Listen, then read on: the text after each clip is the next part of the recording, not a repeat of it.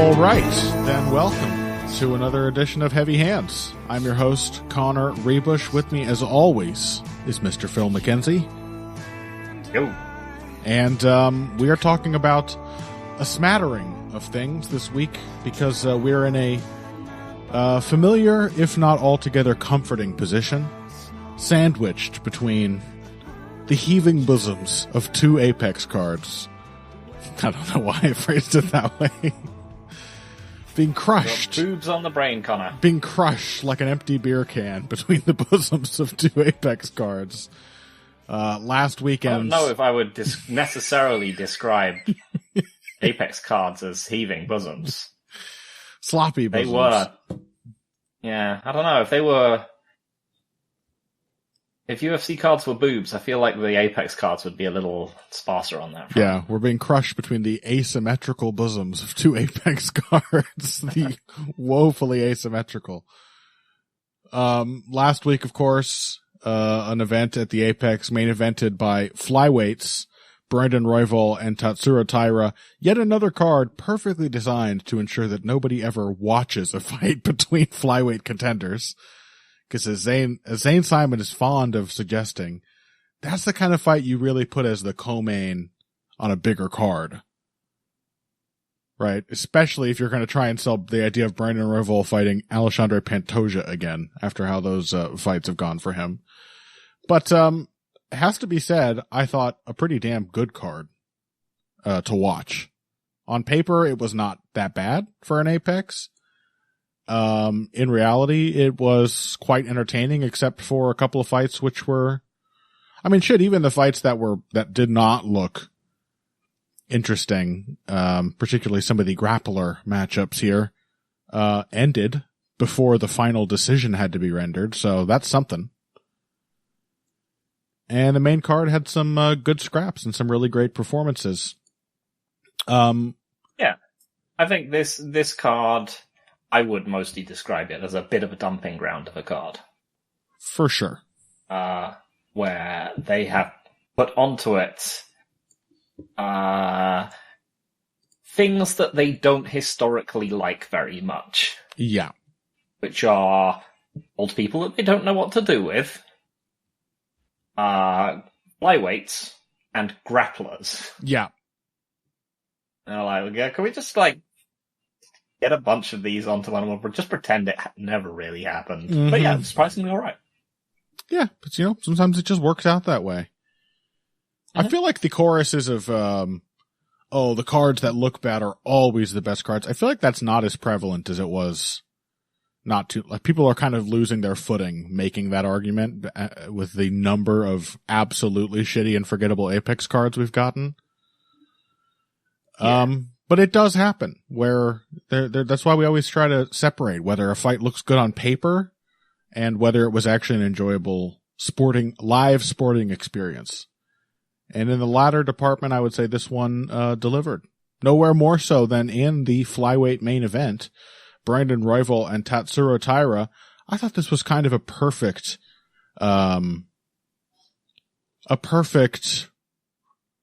look and result for a crossroads kind of matchup.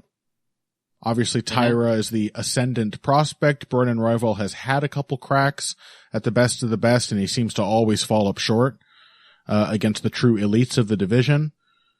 And then we have a fight here where I think Brandon Royval looked possibly the best he's ever looked as a striker.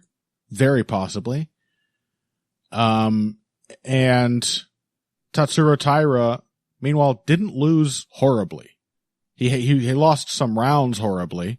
He took a lot of punishment, but he also, probably for the first time in his career, had to really dig deep and find some resolve and keep fighting. And I thought he really made a very good impression of himself, especially in the late stages of the fight, considering all the crazy shit he'd been through. I thought this was a great it looked like a great learning experience for Tyra, and one that I think he should not be too disappointed in. He should be proud of his performance, while also noting all the things that he has to work on.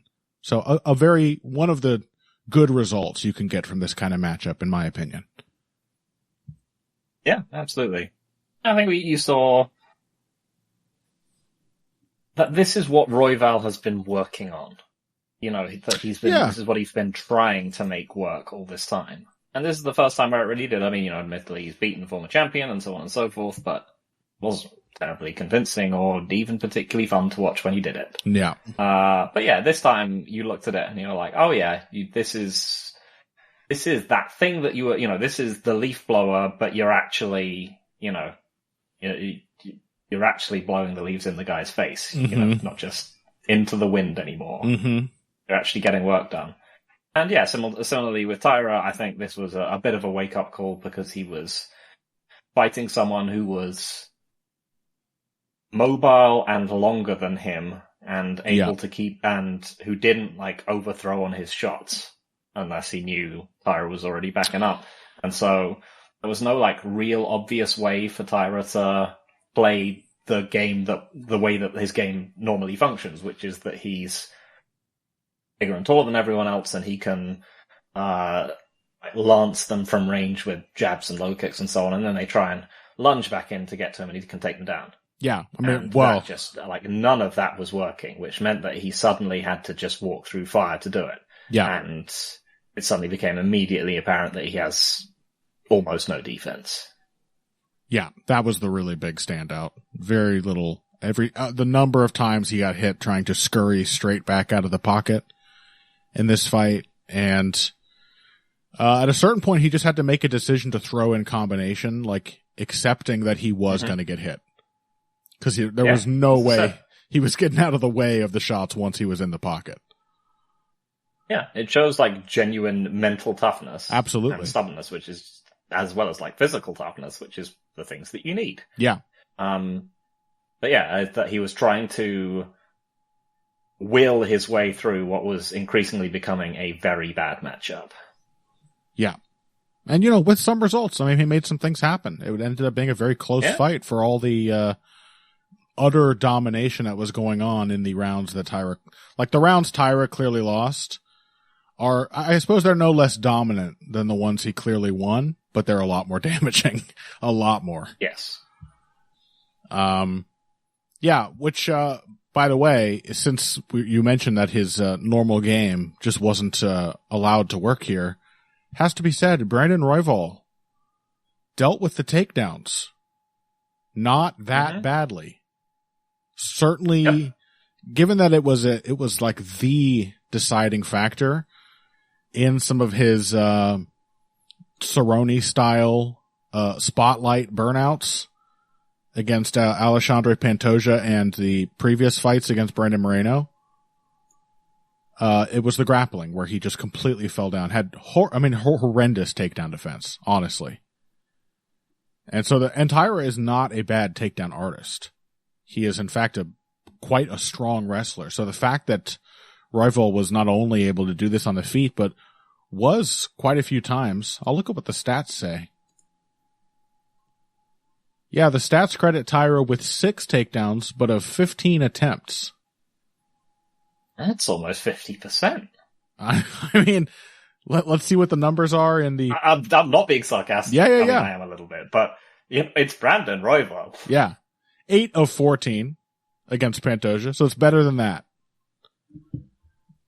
There were some prolonged battles for the takedown that Royval actually won. And I thought he was also much better at being immediately threatening when he did have to accept a position on his back. That a couple times that was not immediately a round-losing development. So in that regard too, but yeah, the striking was what was really on point for Royval. And I like the point that you made, that sort of Tyra needing somebody to overextend and get overambitious. That is really where the Leafblower mentality comes in. Don't overcommit. Don't get past your feet. Stay at the proper range. Do you think Royval was so much more accurate here because Tyra was trying to be so aggressive? Or did you get the sense that his distance was just better? I think probably both of those things. I thought it was a bit of both too. I thought Royval was. I think it was just, he wants to play a game where he can, set people up and draw people onto things, and it was just much easier to do that than it was against Brandon Moreno or even Alexandre Pantoja, who was just going to be, swarming in past whatever he threw at him. Yeah, or not really caring how hard you throw it. He's not looking to capitalize. Pantoja isn't necessarily looking to capitalize on forward momentum. He's just looking to get his hands on you. Yeah. Or Rogerio Bontarine, for that matter. Yeah. Who was really the first recipient of Royval's Leafblower approach. Since we're looking at them, what were the numbers in that fight, I wonder? Royval landed 40 of 132. A fight which I definitely did not think he clearly won at the time. And that was really the beginning. That came right after the first loss to Pantoja, which came after the first loss to Moreno. That was when he was clearly trying to reassess his game and reinvent his approach a little bit. Came up with the Leafblower tactic. But I think I think he also genuinely looked a little more deliberate about where he was placing his feet and when he was actually committing to a shot.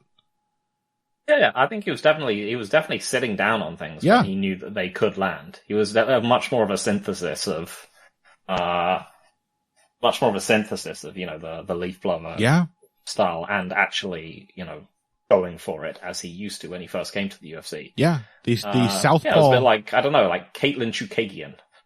Yeah. She just learned to sit down on her strikes a bit more, and you're like, oh yeah, this, or even at a completely different end of the spectrum, Drew Dober. Mm-hmm. Yeah, totally.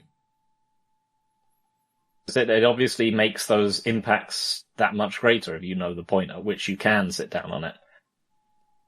Yeah, and it should They're be expecting a lighter shot. And it should be a lot easier to assess that if you are sending out a never-ending stream of feeler volume. Mm-hmm. It should really, especially if your opponent is not really responding to that and is not threatening you for extending your hands in their face, it should make it quite easy. That's like a whole, that's a rich source of initiative that you can use to break through and get in. You can, if you're pumping your fist in somebody's face, you can break rhythm, you can cover their vision and use that to change position and then hit them with a follow-up shot. That's like I said, it's a well of initiative that you can use to get a reaction that allows you in to land something. This was the first time it actually felt like that process was in Brandon Royval's mind. I'm putting this out there to land this. In particular, the southpaw lead left hand was really strong for Royval in this fight. Very sharp, hard, planted, but rarely overthrown. So again, a synthesis of the Leafblower approach into an actual functional striking game. Mm-hmm. Of course, when they did go to the ground, this was still a fight where Tyra picked up, I believe, 12 minutes of recorded control time. And you see why this dude is such a highly touted up-and-comer. Probably, maybe not even fair to call him a prospect for much longer. But you really see just the class that he has on the ground. I mean, some of the scrambles that he had to defeat from Royval, but also some of the scrambles that Royval was trying to create that just could not even get started. Because Tyra had I was thinking of them in a category of wrap grips in certain positions. He just knew how to control the opponent's posture and basically lock them out of being able to move in one direction, so they had to eventually accept going the other way and back into his control. There's a part in round 3 where Tyra gets I'm not even sure what to call this, like a cow catcher kind of reverse Nelson, as he's on a half back mount on Brandon Royval against the cage, and Royval's threatening to turn and escape out, and he just locks up his arm with a figure 4 grip, behind the head, locks up the far arm, and just holds it and rolls him and uses that point of control to then just very casually adjust his hips and go from like a half back mount to full mount.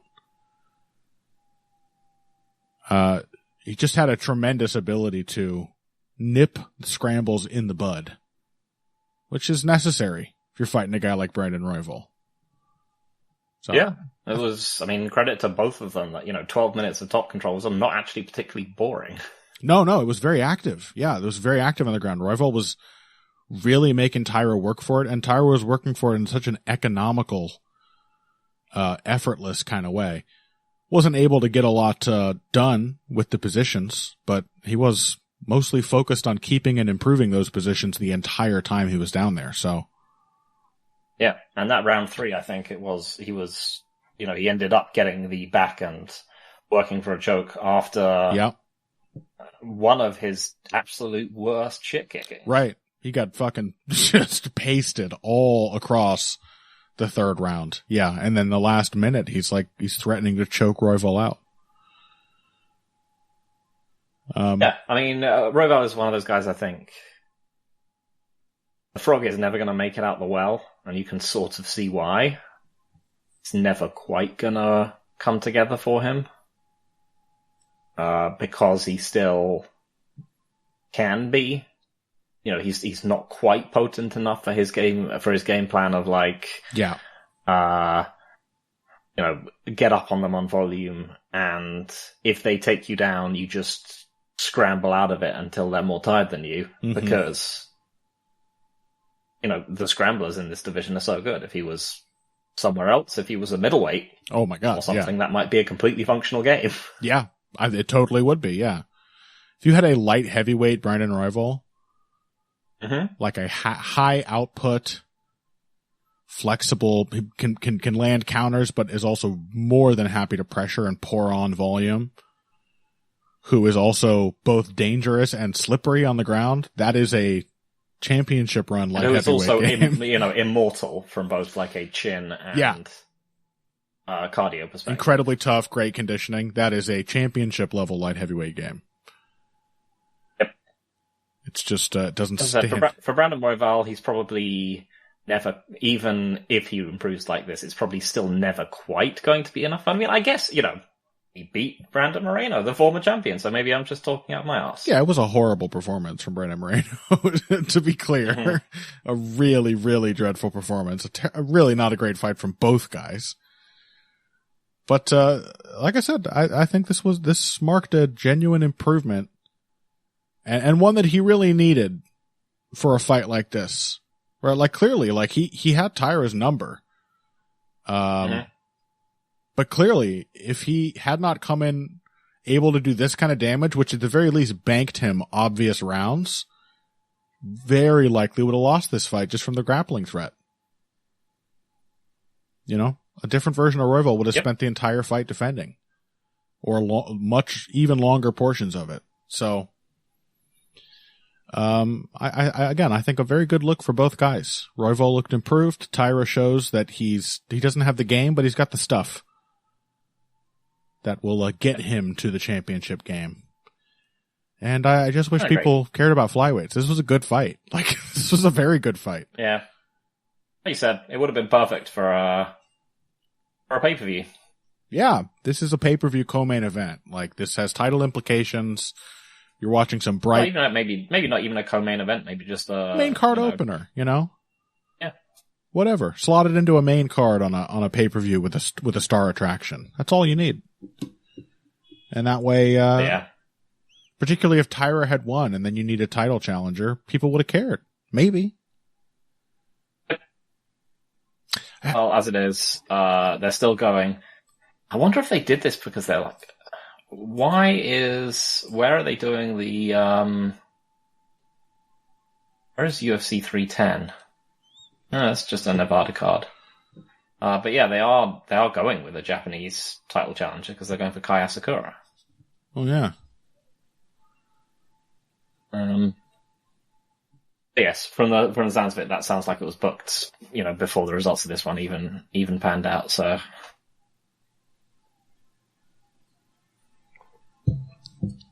So, a very solid fight.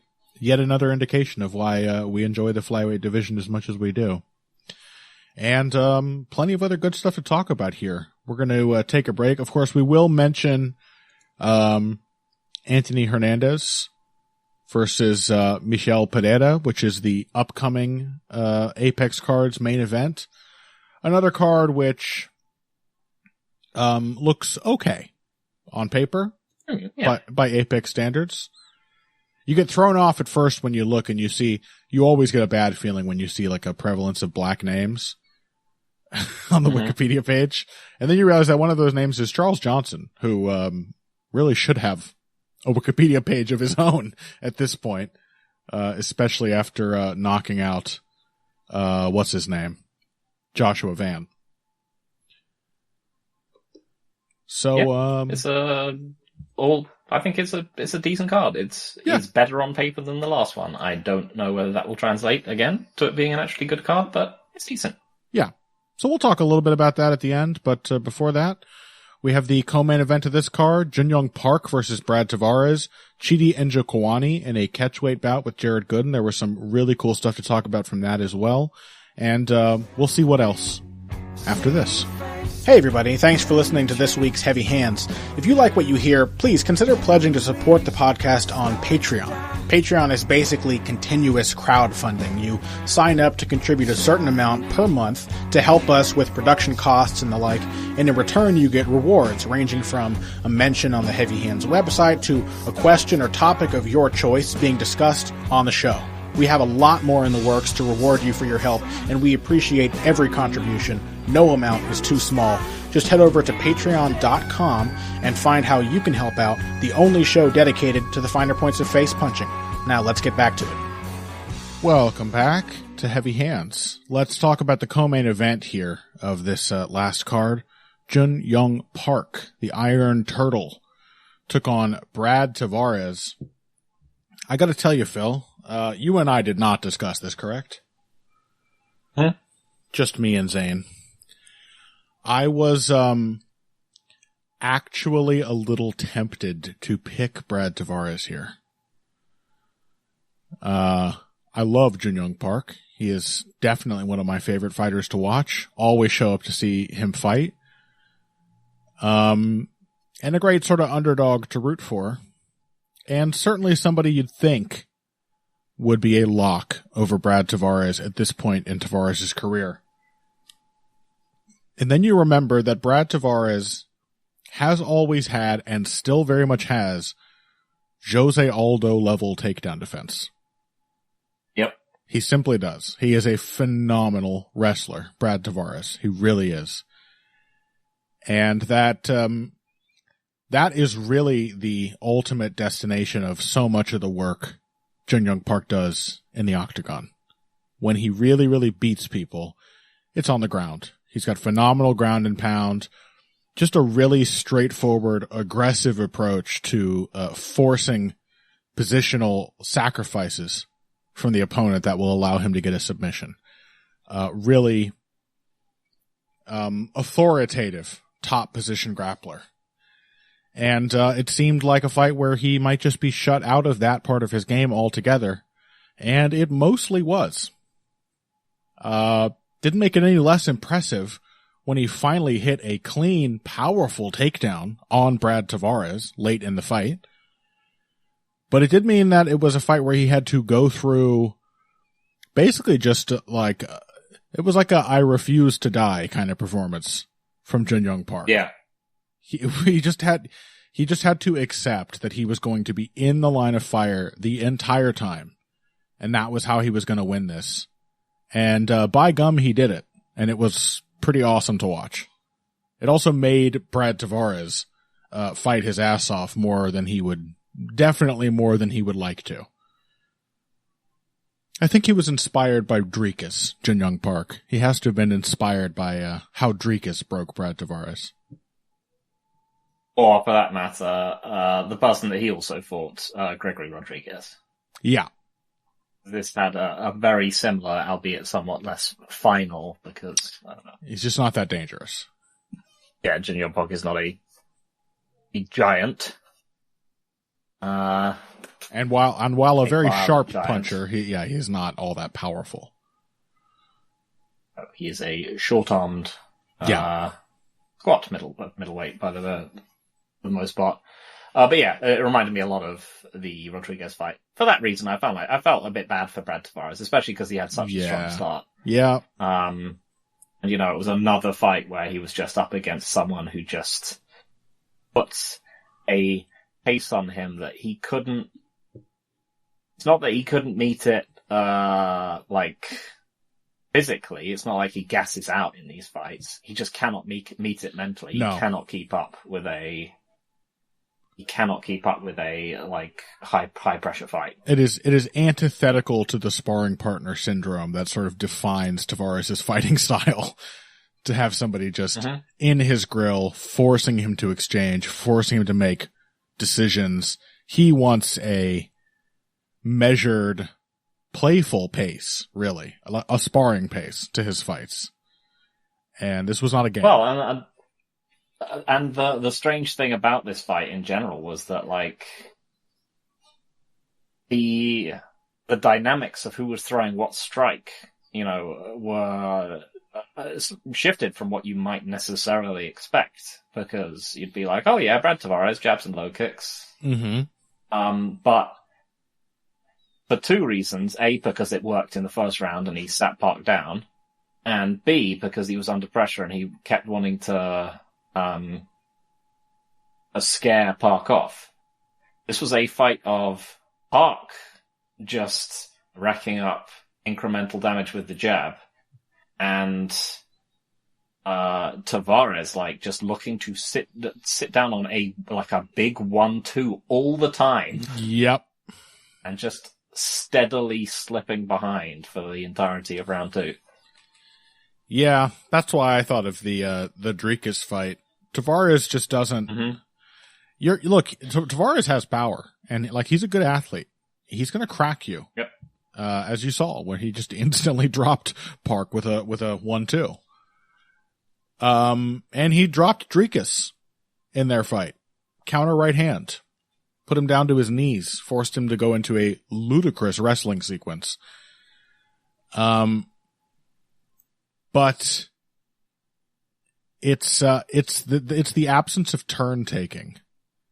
It's, if you can bring a fight to Brad Tavarez where you are just constantly extending, he hates being countered.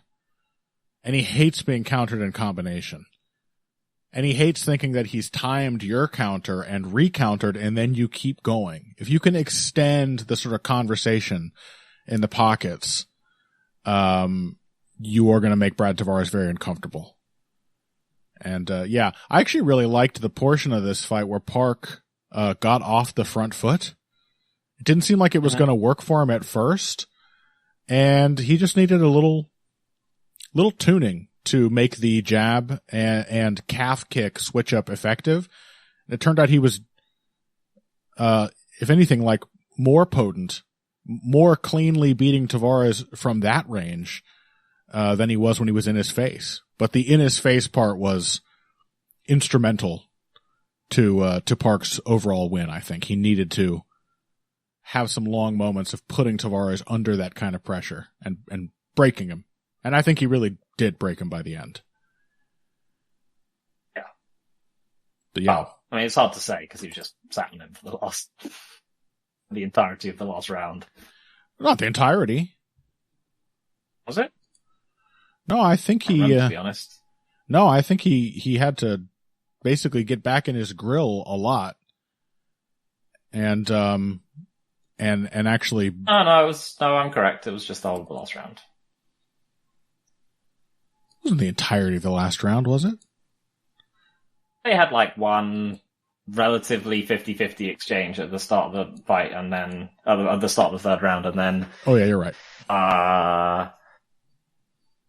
Park knocked him back into the fence, then he got the takedown, that was it. That was just, the round was over. Yeah. It was just 4 minutes of control time. It was the knocking him back into the fence that I was thinking of as being Brad Tavarez is genuinely wilting.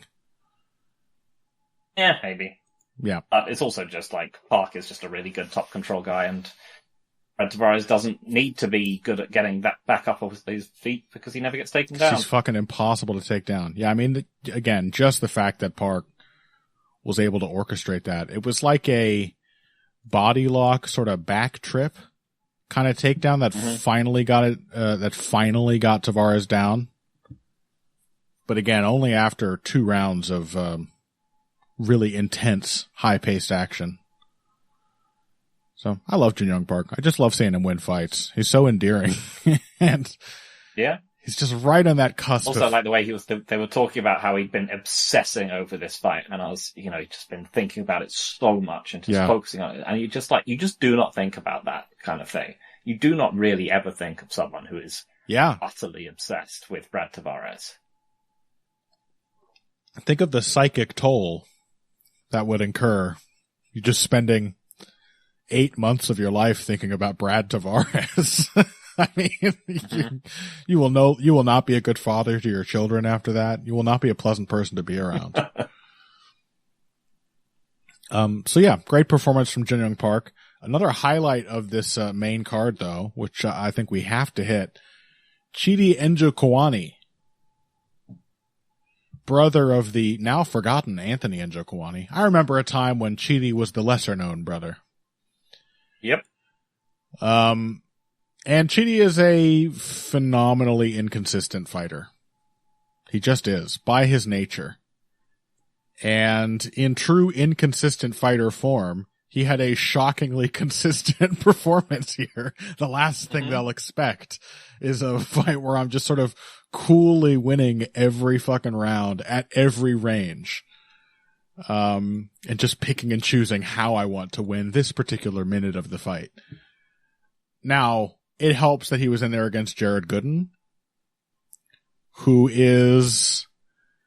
I'm glad I mentioned this when Zane and I talked about this last week, because we always talk about Jared Gooden. He is one of those guys who gets hit spectacularly cleanly. Like, who was the light heavyweight? Patrick Cummins, whichever it was. Oh, yeah. That was just a guy, every time he got hit in the face, he did not see it coming. He was not in a good position. He did not roll with it. Just a massively clean impact every time. And Jared Gooden is the same kind of guy.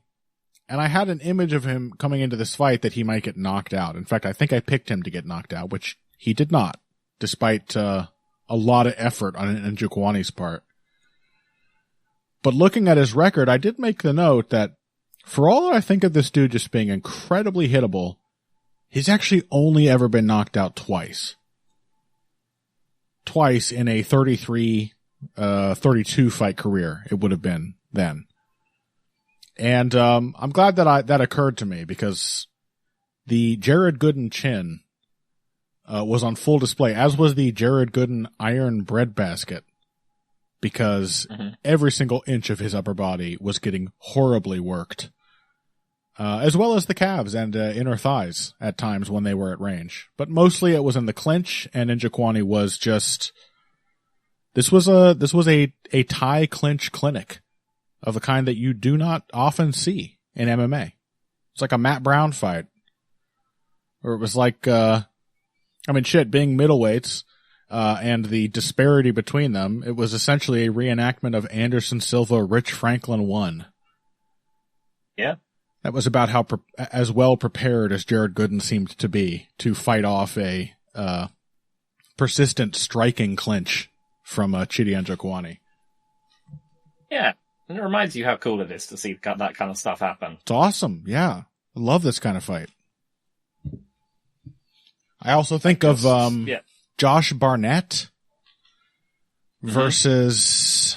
Who was it? Was it Frank Mir? Yeah, I think that's the one. Yeah, Josh Barnett had a fight. It might have been the Frank Mir one, which was also just fully a clinch beatdown, really active clinch fight. This reminded me of that as well. I love it. You just don't get to see this a lot. Yep. Collar ties, like throwing elbows off the break, throwing like those little vertical elbows. The slap elbows that Matt Brown inside. Yeah. the overhand kind of overhand elbow, like the big one that Matt Brown likes, but using like little clinch striking versions of that, just like knees everywhere, looking to bring them up under the floating ribs. It was great. And yeah, just a consistent performance at range, constantly keeping out his jab and the kicks. Just constantly tenderizing someone who just wanted to do one or two things. Kind of shocking that I mean, it kind of felt like there should have been like at least 110-8 in here. I mean, on that note, on both of those last two notes you just made, what were the things that Jared Gooden wanted to do? Because he got absolutely dominated this entire fight. Yeah, I agree. You could have, any one of these rounds could have been a 10-8.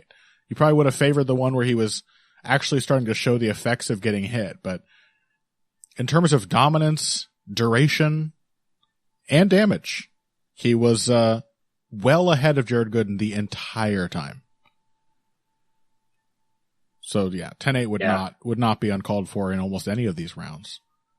What was Jared Gooden's plan though? I mean, that's the other aspect of this fight. This was like that William Knight step in, left hook, big right hand. I guess. Did he not know? Dominic Cruz was on one for this fight. His theory was that Jared Gooden wants to be in these clinches. And I wasn't so sure about that. I was thinking maybe he just does not know how to get out, because he really did not seem to have a good idea of how to create a break against somebody who was just perpetually neutralizing the underhook he did get with a good whizzer, and then otherwise controlling his wrist or the inside of his bicep, or cross-facing him with the free hand. I'm not sure. This was like that William Knight Marcin Prachnio fight a bit too, where yeah, I was thinking that. You just watch Jared Gooden just losing the rounds. You're like, how? I just don't know how a coach sends their fighter in there that poorly prepared. Again, maybe they expected one of the shittier versions of Chidi to show up. He is rarely this focused in his game plan, but what adjustments were his corner advising him to make? Like, nothing changed. I mean, and also that itself is a negligent thing to do.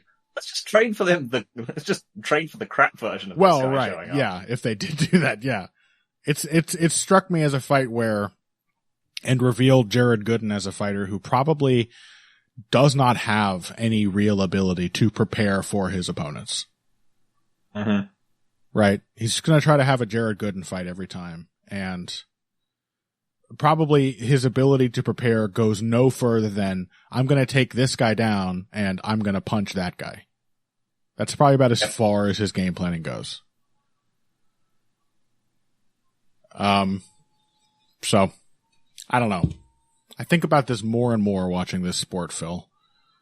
Just, how so many of these fighters, it just feels like their coaches are just duping them. You know what? This is probably a very real part of the MMA coaches do not feel entitled to stop fights phenomenon. Yeah. Cause they're frauds. So many of them are frauds. They're charlatans. And they're like, yeah. It's almost like that's too bold a decision to make. It's like it would bring you under scrutiny to stop the fight. Yeah, they don't have, they're not offering them technical improvement. They're offering them a parasocial relationship. Right. Where they're their dad, or in the creepy case of many of the female MMA fighters, they're also their abusive dad. Yeah. Yes. Their horrible dad. Yeah, I mean, but either way, they're an indulgent dad. I mean, I think a father-son or father-daughter or mother-son, mother-daughter in a few cases with female coaches, that kind of relationship is very applicable to the one between trainer and fighter. But in the same way as in actual parentage or parenthood, you have to be a good parent. You're a shitty dad if you're just indulging your child's fantasies and trying to comfort them and not calling them out or helping them improve. You're not doing your job. Oh yeah, they don't want to raise good kids. They want to be the favorite parent. Yeah. So, and making a decision like stopping a fight, it does feel like if you are in that kind of position where like the number of times you are in the gym every day and you think, I have no idea what I'm talking about, that's in the back of your mind. I don't know what to tell him. Oh God, what do I tell him? What do I say? I have to seem like I know what I'm doing. If you are having those moments and they are valid, then making a decision like ending a fight is not something that's going to appeal to you. It's like I said, it's going to feel like something that exposes you to scrutiny. Yep. Causes your fighter to question you. And if they question you, maybe they'll find out that you don't know how to teach them how to fight. Anyway. Yep. Sucks for Jared Gooden. He's not getting better at this point, but certainly the performance did not speak well of him or his team. I do like GD Njokuani, as he said. Yeah. Like, when he's on, he just looks great. Yeah. Those fighters are just a pleasure to watch. Yeah, he's normally just such an opportunist, I think, that he can't put on performances like this. He's just not plan oriented typically. He just like wants to kill you wherever the fight goes. And he's usually really susceptible to being taken into his opponent's fight. Yep. And that was just so not the case here. Whatever Jared Gooden's fight was, it did not happen for 1 second of the 15 minutes they shared together. Actually, another thing of credit to Chidi is that he did get taken down in the third round after 2 rounds of beating the shit out of Jared Gooden, and then immediately got back up again and resumed beating the shit out of him. And he could have simply just stalled. Yeah. It's like, no. Like Brandon Royval, beatings will continue. There's some improvement there. The first round, too, I think like immediately he got taken down. Suggests it was Jared Gooden's plan, and he just kept the scramble going and bounced right back to his feet. That was a great sign from him. Mm-hmm. And he looked in tremendous shape because he fought at a blistering pace by his standards. I think he shattered whatever his previous record for most strikes thrown and or landed in a fight was. Let's see. He landed 105 of 148 significant strikes, 207 total strikes. I should mention this because somebody said it in the comments last week, because the conversation of what comes up as a significant, or what counts as a significant strike came up. And someone in the comments said, Connor, you've asked this before. Just to make it clear, no clinch strikes count as a significant strike. Well, I do not think that is true. Some clinch strikes do count as significant strikes, and that is evidenced by this fight, because the first round was almost entirely in the clinch, and then somewhere about halfway through round 2, the commentators made note that Chidi Njokuani was fast approaching 100 significant strikes, which would be a record for him. So clearly, with so much of this fight being contested in the clinch, 15-minute fight, Njokuani is credited on UFC stats with 9 minutes of control time. And he has 105 significant strikes. Many of those must be clinch strikes. So I return to my point. It's just, I believe a significant strike is, again, this is circular reasoning, is just a power strike. It is pretty much all strikes at range, as far as I know. Any clean strike at range is a significant strike. Many clinch strikes are not, but clearly some are. They were counting some of them. And ground strikes as well. Yeah. As they should have. Like Chidi Njokuani was placing and driving those knees so well. Those were not your typical sort of just mash away at the thigh because you don't know what else to do knees. They were targeted. It was like Demetrius Johnson, Henry Cejudo 1. Like, he was finding the openings in the defense and spearing Jared Gooden with those knees. They should count as significant strikes, very clearly. So anyway, I'm just as ignorant of how these numbers are tallied as I've ever been. I'm sorry, man, in the comments. I believe you're mistaken. And this fight is good evidence that those things do in fact count sometimes. Anything else you want to mention from this card before we move on to the next segment? Let me think. Rodriguez Morono was sort of fine in the way that you would expect. Yeah, it was a good parody fight, as I said. Not parody, but parity. They were on a similar enough level to each other physically that it sort of it made it a more compelling fight than maybe you would have thought looking at, Morono's a weird, awkward, unathletic dude. Rodriguez is a awkward, slow dude. But they kind of evened out. Yeah, I would always expect, I think, Rodriguez to win. He is a bit of a golem, but he is at least quite a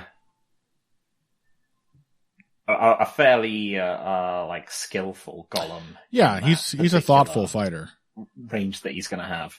He's a thoughtful fighter. He is intellectually engaged with the problems his opponent is confronting him with, and you could see him he really had to solve Morono, who was very, very fast in comparison to him early, and I think it led in part to Morono gassing, that he was trying to be so explosive.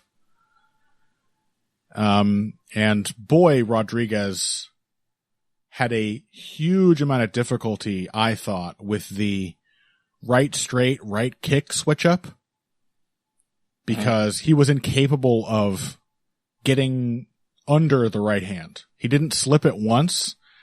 And I know he knows how to slip. I think he was made extremely wary by the sheer number of right kicks that Morono was mixing in. He just felt that he was going to get set up for a high kick if he fell into a pattern of slipping the right hand. So instead he got hit by it a ton and then sort of proceeded to awkwardly block most of them.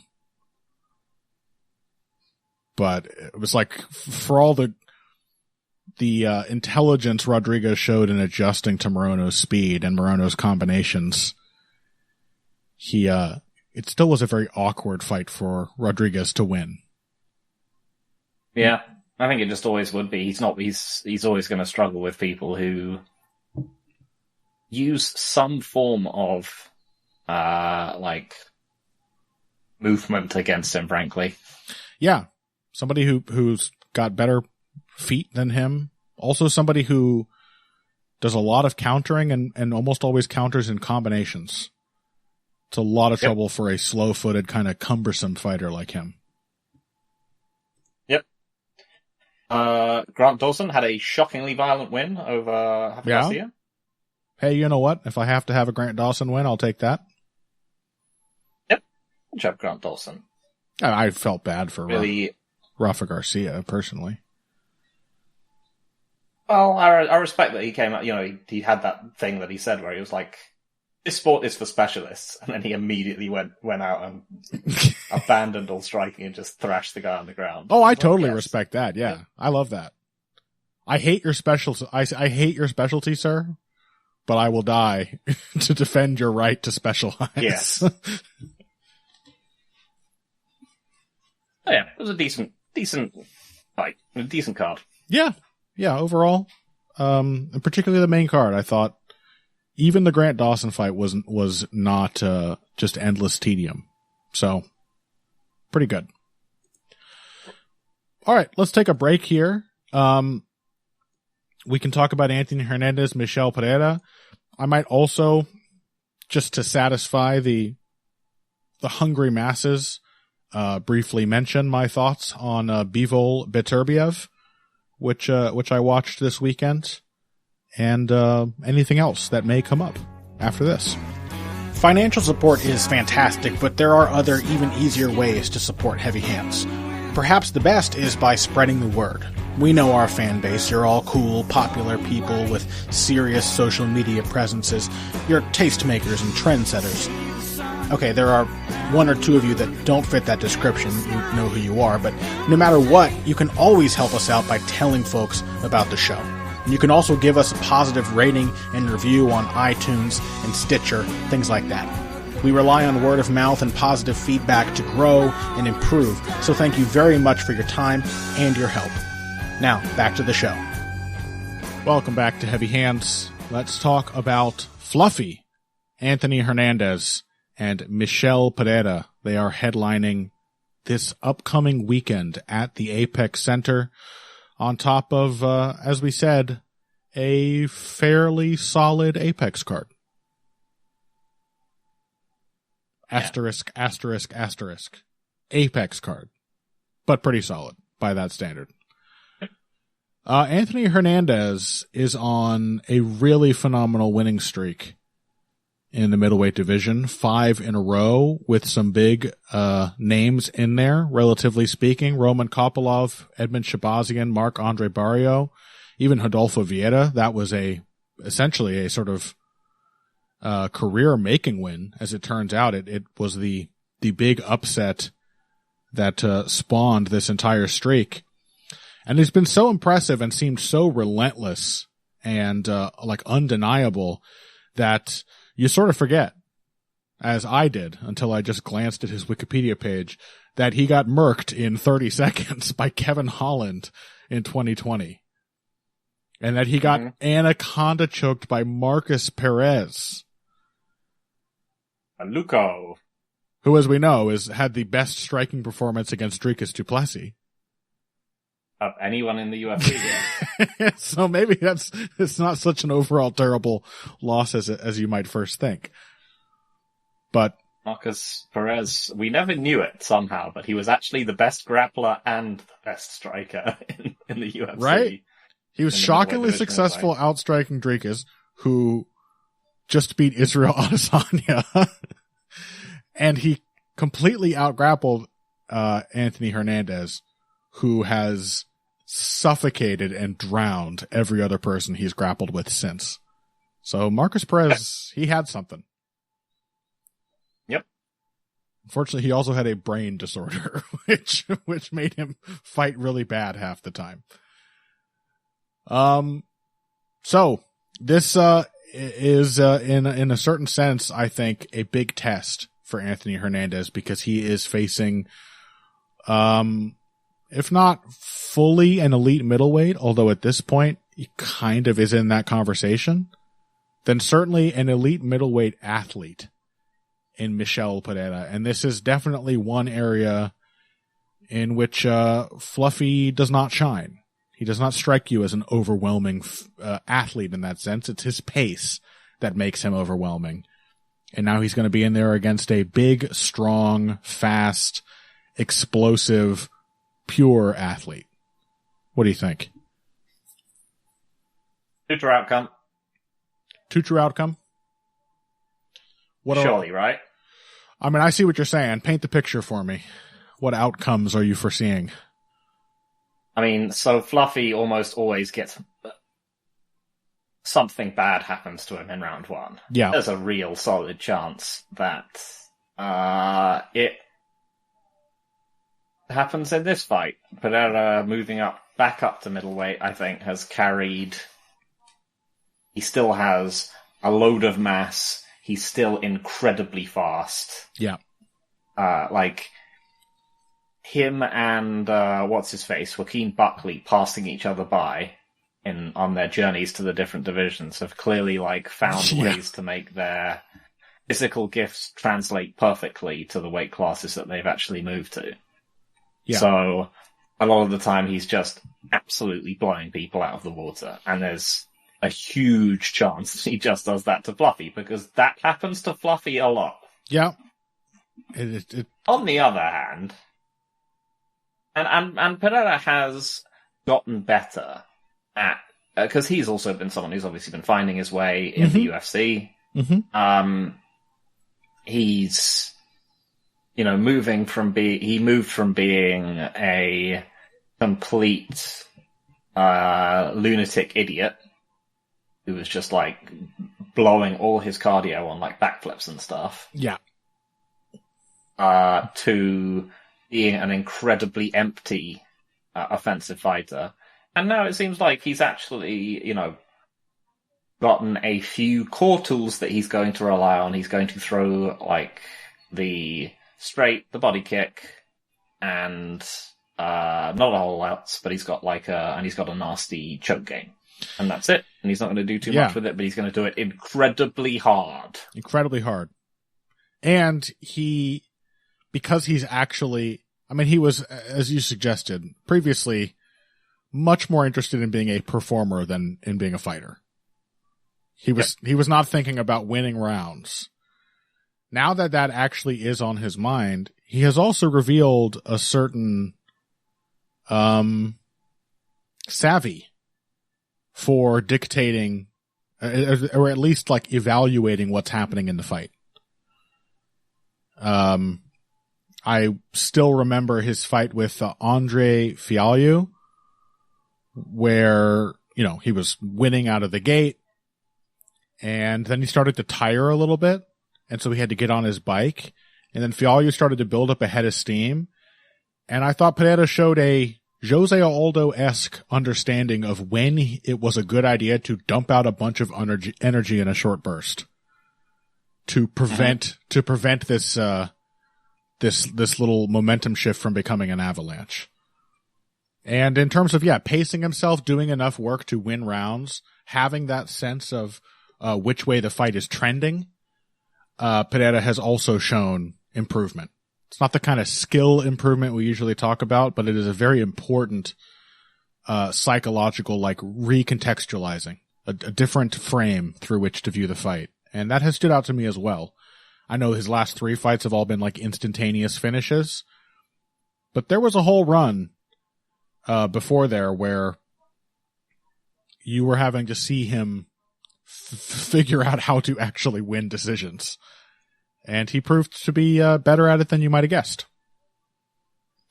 Of course, none of the guys he's beaten in this entire streak, I mean, talking about win streaks, some of these are welterweight, of course, but he's 8 in a row right now, Michel Perera, which is incredible. But none of these guys are really as good as Tristan Connolly, are they?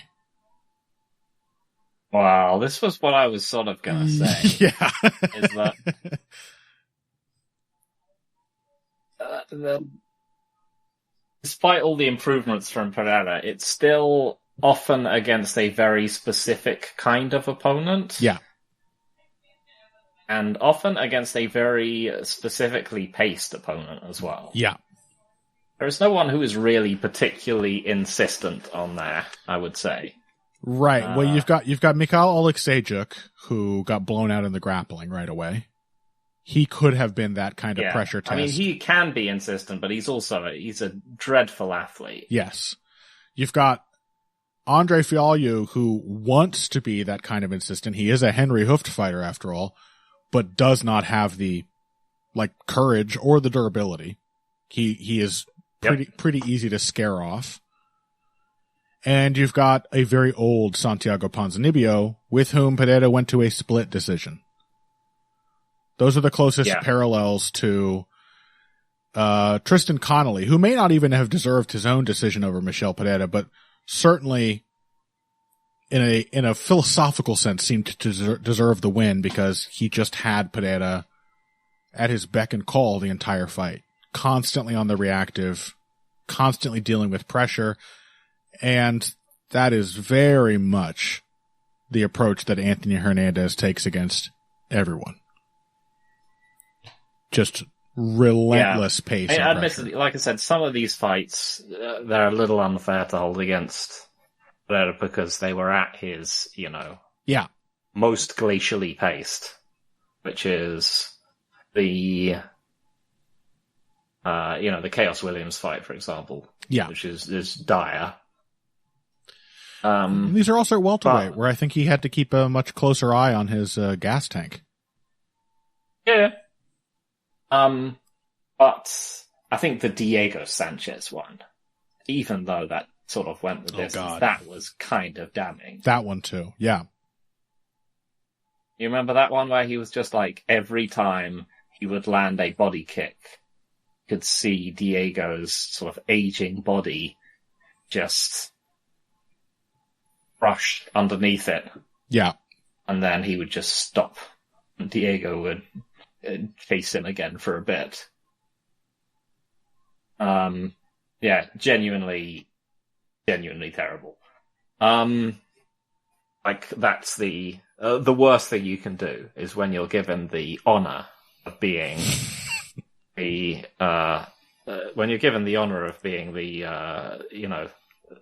the man with the bolt gun at the glue factory. Yeah. Don't mess it up, man. Don't like accidentally shoot the bolt gun into the horse's shoulder or whatever. Why is this cow still alive but full of holes? What's going on here? And yeah, so it's the fact that against, tough veterans, even extremely faded tough veterans, they've hung around far longer than they should have. Yeah. And yeah, I think the fact that he's less tired, he's obviously cutting a horrific amount to make welterweight. He's a big middleweight. I mean, yeah. Yeah, he's huge. He's gonna look massive next to Fluffy. He's only like an inch taller than him, but he's going to look much bigger than him. Yeah. He is not a slightly built 6'1". Yeah. Even given the fact that he's going to have more of a gas tank, I still cannot. There's too much in his. Okay, let me just put it this way: I have never seen him fight a high-paced fight. Yeah. Pretty much. And win. That's pretty much it. Yeah. I have to agree with you. It's just really hard not to pick Hernandez. Again, he's going to get hit real clean.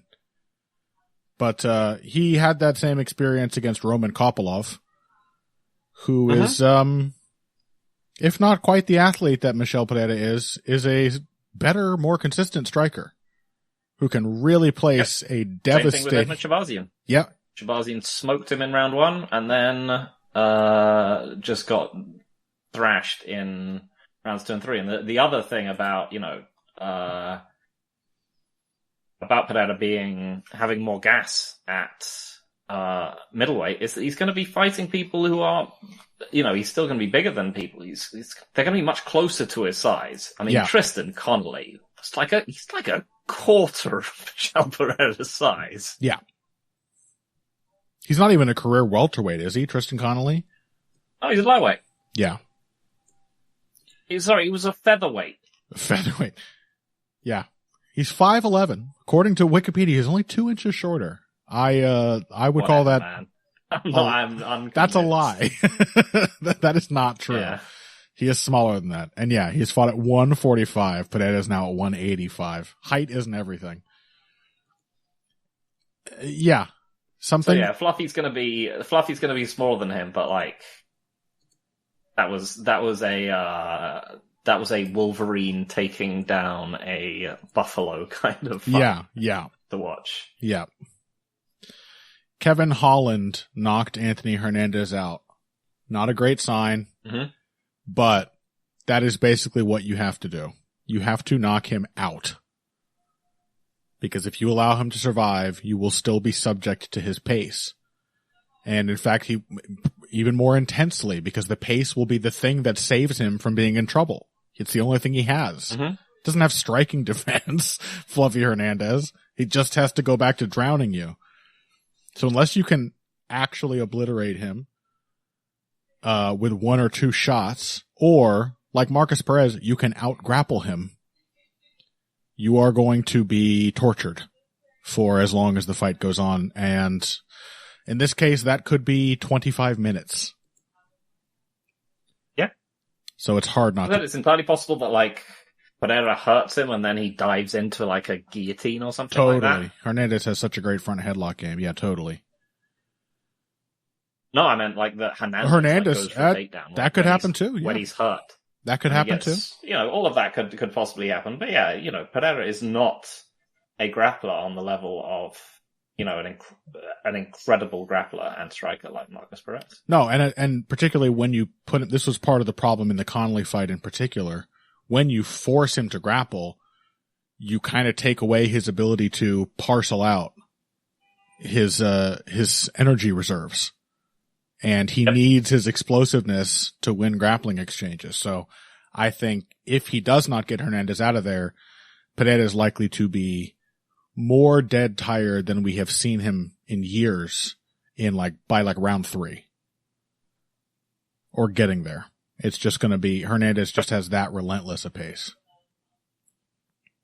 That's big. It will be pretty funny that if Fluffy can win this, that he will just have had 3 of those fights in a row. 3 of what fights do you mean? Oh, yes. 3 just like Darren Elkins, Michael Johnson fights. Yeah. None of them more so than Shabazian. I mean, Shabazian. Yeah. Shabazian Hernandez. I think that won the award, I believe.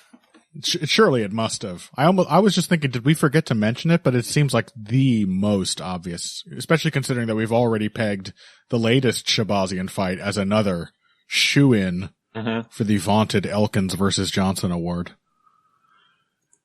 Yeah. So that's coming up this weekend.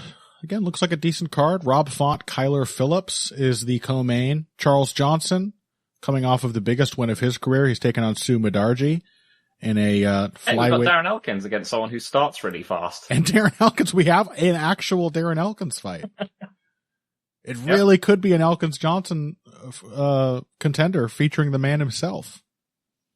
I don't think it will be. I think Daniel Pineda will knock him out, but... Yeah, very, very, very likely. Very likely. Brad Katona, Gene Matsumoto's on here. There's some good stuff on this card. Yeah. And also, I'm perversely interested in the prelim opener. By the way, as of now, this is only like a 10-fight card, 11-fight card. That's beautiful too. But the prelim opener, better, frankly. Austin Lane versus Robeli de Spain, or however his name is pronounced. That is, I love a reckoning between 2 of the god-awful, gigantic heavyweights the UFC has signed who do not look good. That should be interesting. Yeah, I was going to mention Beterbiev Bivol, but we're kind of running up against the end of our time here. I believe your take was, it was fine. It was good. Some people were raving about it as a fantastic fight. I felt I've seen some better fights in the... I mean, shit, I kind of felt that Dubois Joshua was considerably more exciting. Even though Bivol and Beterbiev are both much better fighters than either Dubois or Joshua. Their skill resulted in a fight that was back and forth, but never very dramatic. So it kind of had the feeling of a very intense sparring session, like a smoker, a gym war kind of fight. Yep. It was good. I have no problem with it whatsoever. Bivol was finding his counters. He was using his speed, but he was dealing with really constant pressure from Beterbiev, and he had to kind of keep, well, I don't know that he had to, but he ended up sort of abandoning his jab and also kind of using a lot of, I guess, ad hoc footwork at a lot of points just to try to create space. I thought definitely more of between the two of them, Bivol has more to improve to win a future rematch than Beterbiev, because Beterbiev is just that kind of fighter. You know what you're going to get out of him.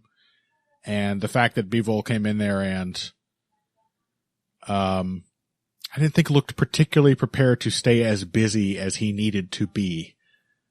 Also did not work the body nearly as much as he needed to, and he rarely does, but if you're fighting a guy like Beterbiev, you have got to try to slow him down so he doesn't come on strong late, which is exactly what he did. So, a lot of bouncing shots off gloves. Yeah, there were a lot from both guys. A lot of shots bounced off of gloves in this fight. Okay. Well, next week we will be back to talk about this Hernandez Perera card. Make sure we don't have a week off thrown in there. We do not. So we will also be discussing, fuck the Hernandez Perera card. We will in fact be talking about UFC 308 next week. Yeah. Ilya Tupuria defending the featherweight throne against Max Holloway, returning triumphantly from that incredible win over Justin Gaethje.